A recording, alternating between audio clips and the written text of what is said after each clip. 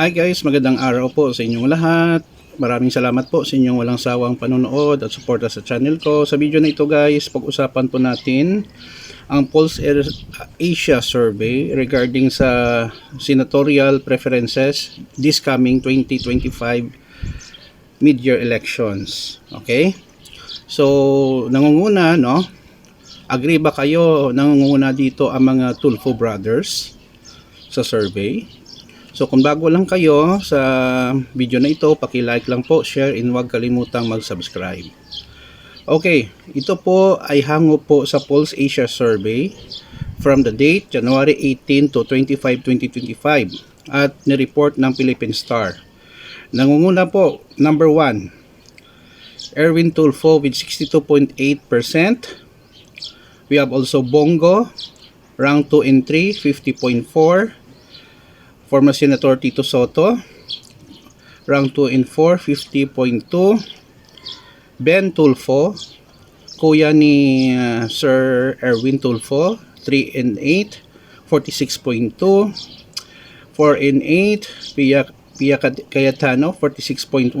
We have also current idol, Bong Revilla with 46%. Amy Marcos for 12.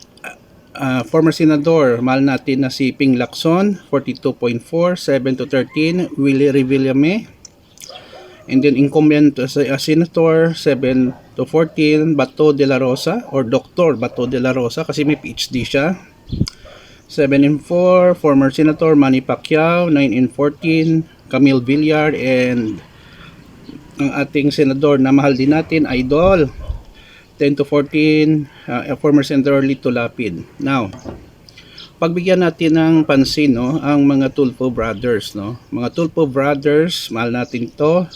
Erwin Tulfo, number 1, and Ben Tulfo, 3 and 8, no. Now, bakit nandyan sila sa preference, no, sa senatorial survey ng Pulse Asia? Siguro guys, no, medyo nagsawa na rin ang mga tao sa mga tradisyonal na mga politiko at gusto nilang pagbabago. Si Sir Erwin Tulfo ay matagal na sa public service, tulad sila ni Sir Ben Tulfo. Nakikita ng mga tao ang kanilang sincerity sa pagtulong sa kapwa na walang personal na interest. Okay, sa bitag, at marami pang ipa. Si Sir Erwin naging head ito ng DSWD, kaso lang na politika umalis, no, pero tuloy-tuloy pa rin ang kanyang pagserbisyo sa tao, no, sa ECS party list. Now, ang ibig kong sabihin, ang ordinaryo ng mga tao na walang kakayanan sa buhay, hindi pinapansin ng ibang tao, especially sa government, ibang government agency, sila ang makasagot sa mga hinaing at reklamo ng mga tao. Mind you guys, mas maraming mahirap dito sa Pilipinas compared sa mayayaman or middle class. Hindi natin masisisi. Baka sabihin nila, hindi naman qualified ang dalawa niyan eh. Si Ben at saka si Sir Erwin Tulfo. Paano mo masabi hindi sila qualified in the first place?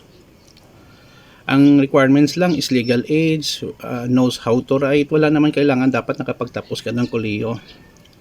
Okay? So bottom line here, na why not give them a chance, no, to prove, no, kung mangyari manalo silang dalawa, mayroon na si mahal natin si Senator Raffy Tulfo, si Kuya Ben at saka si Kuya Erwin, no, magsiservisyo diyan sa Senado. Yun lang po guys, no, makikita ko hopeless case na mga common na Pilipino, naghahanap sila ng taong makakatulong talaga sila sa kanila. That's why mas preferred sila ng ordinaryong tao, no, at iba pang tao katulad ko, no. Yun lang po guys, sana po minapulot po kayo dito sa ating opinion. Kung may opinion kayong iba, pakilagay lang po sa comment section ng ating video, no. I love you all. Please like, share, and huwag kalimutang mag-subscribe. Salamat po sa inyong panonood. Ingat po tayo palagi.